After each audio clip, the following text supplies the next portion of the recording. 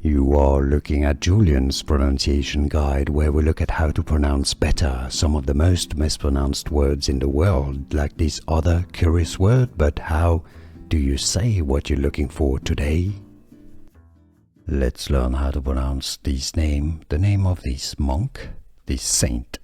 He was from the Lower Rhone originally, so therefore somewhat French, even though I believe France as we know it today didn't exist at the time, but he was from what is the area that is now France.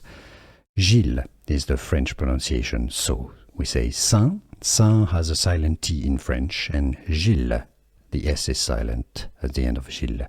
Saint Gilles is how it's said in French. In English, he's generally referred to as Saint Giles, but some may say it as Saint Gilles or Saint Gilles.